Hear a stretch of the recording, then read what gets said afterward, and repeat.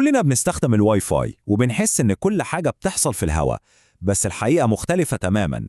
في الشرح ده هنمشي ورا بياناتنا ونشوف رحلتها الحقيقية، وهنكتشف العالم السري اللي ورا كل ضغطة زر إرسال.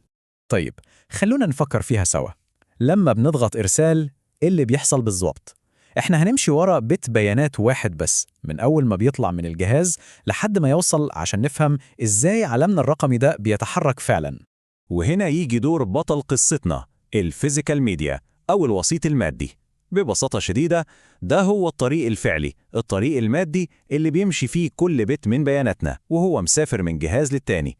تخيلوا كده، كل خطوة في الرحلة دي من المرسل للمستقبل لازم تعدي من خلال وسيط مادي. الوسيط ده ممكن يكون سلك نحاس أو كابل فايبر أو حتى موجات الراديو اللي في الهواء حوالينا.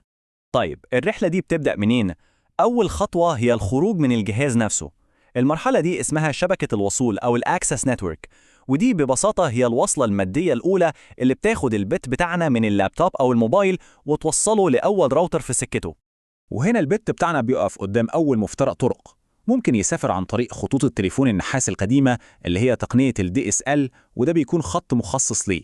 أو ممكن ياخد طريق كابلات التلفزيون، بس هنا هيشارك الطريق مع الجيران. أو بقى يختار الطريق السريع والأحدث اللي هو الألياف الضوئية اللي بتوصل البيت مباشرة، ال FTTH، ودي بتستخدم الضوء عشان تنقل البيانات.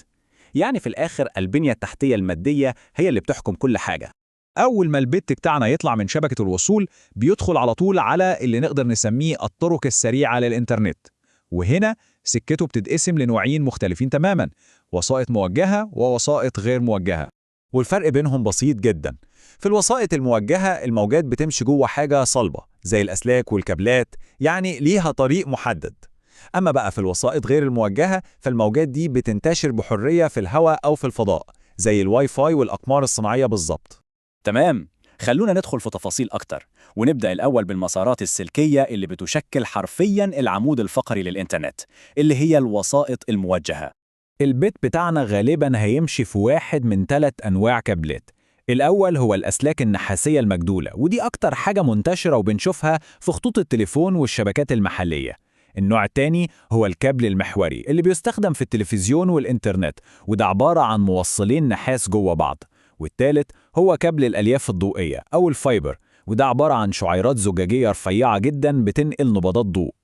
الفايبر ده بقى قصة تانية خالص، ده عمل ثورة بمعنى الكلمة، لأنه بينقل البيانات على شكل ضوء، فمفيش أي تداخل كهرومغناطيسي ممكن يأثر عليه، وفقدان الإشارة فيه يكاد يكون معدوم. عشان كده هو بقى الاختيار الأول للمسافات الطويلة جدا والكابلات اللي بتعدي تحت البحار والمحيطات. والحاجة المدهشة فعلا هي السرعة.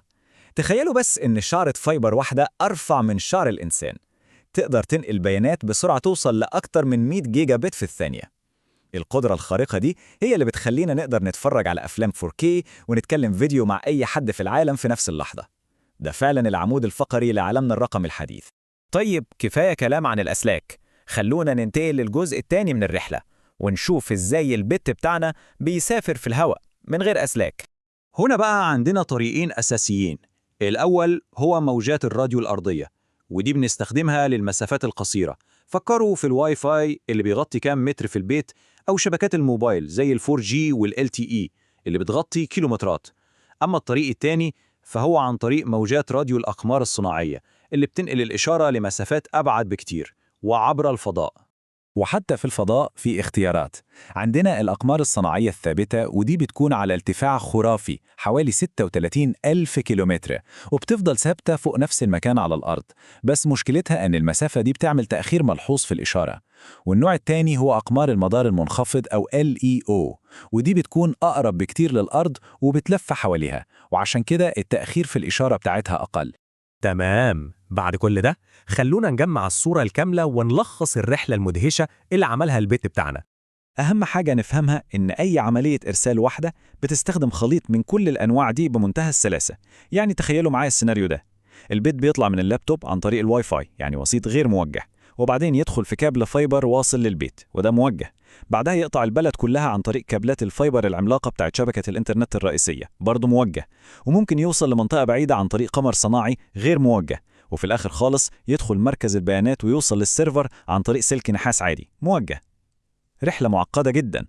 طيب بعد ما شفنا كل الكابلات اللي تحت الأرض وتحت البحر والألياف الضوئية وأبراج الاتصالات العملاقة دي، هل نقدر نقول بجد إن الإنترنت ده حاجة لاسلكية؟ السؤال ده بيخلينا نفكر تاني في فكرة إن الإنترنت مجرد سحابة غير مرئية، ونقدر الحجم الشغل والبنية التحتية المادية الجبارة اللي قايم عليها كل ده.